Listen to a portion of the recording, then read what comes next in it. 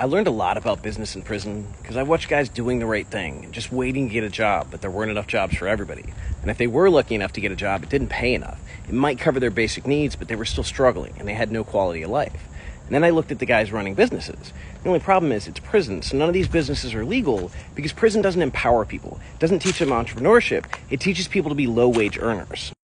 These guys were either in the service industry or they had a product to sell. They might have learned a skill, so they got really good with the law, so they get charged to do legal work. Or they learned how to fix TVs and radios, and they could charge people for that. They provided a service that was of value, so people would pay for it.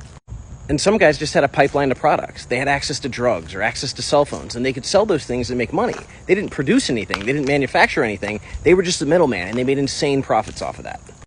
Then you had those in the middle. Like, I sold apple pies, so I had to learn a skill to be able to do that. I had to manufacture the apple pies, and then I had a product to sell, and that was how I made money, because I had a product that people wanted, so they were willing to pay for it. And there are all kinds of other things to learn. Like, some people just have money. They come from good situations, so they can fund operations. They don't have to do anything. They can put somebody up at the poker table because he's a really good poker player. Or they can back a parlay and take a cut of the profits because they don't have to do the work. They already have the capital. And some of those same people don't even worry about making money. They got money from home. They had family or friends that would send them cash. They would buy the stuff they need and never worry about making any more.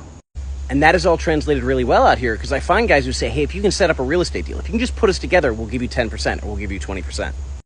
Because I don't have any money to bring to the table. I can't buy a bunch of property or set up a development deal, but what I can do is get in the room with people who can, and then I can connect them with people who have the property. I can set up deals. I can do the work. And by doing the work, I then get a seat at the table.